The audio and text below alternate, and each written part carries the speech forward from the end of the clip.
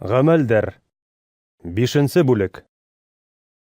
Анания исемле берәү, ҡатыны Сапфира менән бергә ер мөлкәтен һатып, һатыуҙан килгән аҡсаның бер өлөшөн ҡатынының ризалығы менән йәшереп ҡалдырҙы, ә ҡалғанын илселәргә килтереп бирҙе. Әммә Петр: Анания, ни өсөн һин иблискә йөрәгең менән идара итергә ирек бирҙең? Аҡсаның бер өлөшөн йәшереп ҡалдырып, изге рухты алдарға уйланың. тине. Һатылмаған хәлдә, был ер үҙеңдеке булып ҡалмаҫ инеме ни? Һатҡандан һуң да аҡсаһы һинеке була ине бит. Ни өсөн алдашырға уйланың? Һин кешеләрҙе түгел, Алланы алданың. Ошо һүҙҙәрҙе ишеткәс, Анания йығылып китте лә йән бирҙе. Был хәл тураһында хәбәрҙар булған кешеләрҙең ҡото осто. Ананияның үле кәүҙәһен егеттәр кәфенгә урап алып сығып, күмеп ҡуйҙы. 3 сәғәт самаһы ваҡыт уҙғас, уның ҡатыны ла килде. Ул булған хәлде белмәй ине әле. Петр унан: Әйт әле миңә, ерегеҙҙе ошо хаҡҡа һаттығыҙмы? тип һораны. Эйе, ошо хаҡҡа. Тип яуап бирҙе уға ҡатын. Әммә Петр: Ни өсөн һеҙ Раббының рухын һынап ҡарарға булдығыҙ? Ана, иреңде күмгән кешеләр инеп килә.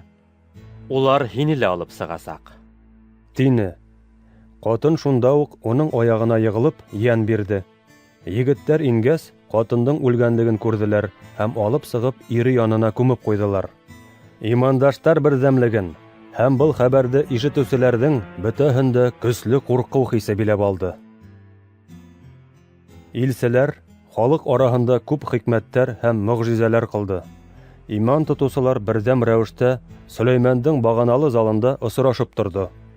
Халыҡ уларҙы хөрмәт итте, ләкин ят кешеләрҙән бер кем дә уларға ҡушылырға баҙнат итмәне. Бик күп ир-ат һәм ҡатын-ҡыҙ Раббыға инанды һәм уларҙың һаны арта барҙы. Петр үтеп барғанда, һис юғы уның күләгәһе булһа ла төшһөн ине тигән теләк менән, ауырыуҙарҙы урамға сығарып, күтәреп йөрөтөү ҡоролмаларына һәм түшәктәргә һалдылар. Иерусалимға яҡын тирәләге ҡалаларҙан бик күп халыҡ килде.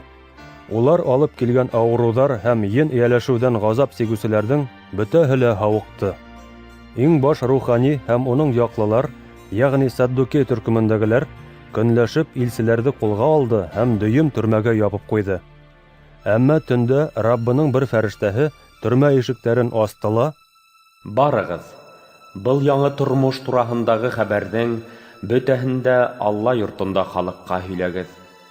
тип уларҙы сығарып ебәрҙе. Илселәр уны тыңлап иртә таңдан Алла йортона килде һәм өйрәтә башланы. Ә иң баш рухани һәм уның яҡлылар Израиль халҡының аҡһаҡалдарын саҡырып, юғары кәңәшмә йыйҙы. Илселәрҙе алып килергә бойорҙолар.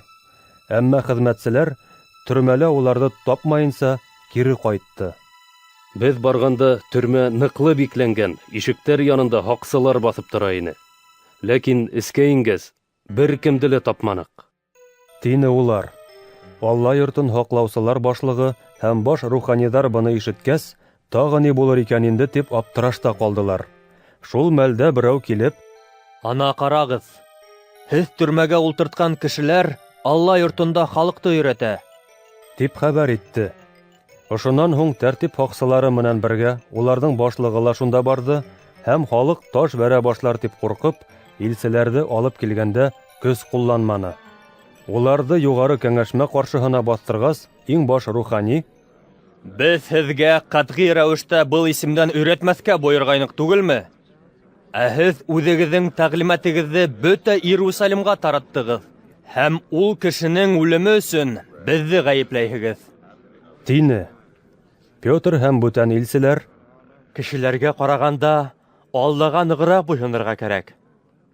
Ата-бабаларыбыҙҙың Аллаһы һеҙ ағас бағанаға ҡаҙаҡлап үлтергән Ғайсаны терелтте. Израилгә тәүбә итеү һәм гонаһтары кисерелеү мөмкинлеген бирһен өсөн Алла уны хаким һәм ҡотҡарыусы итеп үҙенең уң яғына күтәрҙе. Беҙ был эштәрҙең шаһиты. Шулай уҡ Алла үҙенә буйһоноусыларға биргән изге рух та был эштәргә шаһит. тип яуап бирҙеләр. Быны ишеткәс, юғары кәңәшмә ағзалары ярһып китеп, илселәрҙе үлтерергә теләне. Ошо вакыт бөтә халык хөрмәт иткән канун өйрәтүсе, кәңәшмә агзаһы Гамалиил исемле фарисей аяк үрә бастыла, илселәрде аз гына вакытка сыгарып торырга әмер бирде. Илселәр сыгып киткәс, Израильдәр, дип һүз башланы. был кешеләр менән ни эшләргә йыйынуыгыз тураһында яхшы уйлагыз. Бынан элегрәк үзен бик бөек итеп күрһәтергә тырышкан Февда дигән берәү пәйда булгайны. Уга 400-гә якын кеше иярде. Әмма ул үлтерелү менән уга ярәүсләр төркеме таркалып юкка сыкты. Унан һуң исәп алу көндәрендә Галилеянан Яһүдә пәйда булды. Һәм күпмелер халыкты фетнәгә котыртты. Әмма ул һәлак булгандан һуң уга йөргән кешеләр дә таралды. Шуга күрә хәзер һезгә әйтәм. Был кешеләргә теймәгез. Уларҙы ебәрегеҙ. Ниәттәре, эштәре бәндәләрдән булһа, ул юкка сыгасаҡ. Әгәр инде Алланан булһа, һеҙ уны юҡ итә алмаясаҡһығыҙ. Ә үҙегеҙ Аллаға ҡаршы көрәшеүселәр булып ҡуймағайығыҙ. Тине ул. Ак һаҡалдар уның һүҙенә ҡолаҡ һалды. Илселәрҙе саҡырып индерҙеләр дә, уларҙы туҡмап, Ғайса исеменән өйрәтмәҫкә бойороп, иреккә сығарҙылар. Илселәр иһә, Ғайса исеме өсөн кәмһетелеүгә лайыҡ булыуҙарына шатланып, юғары кәңәшмәнән сығып киттеләр.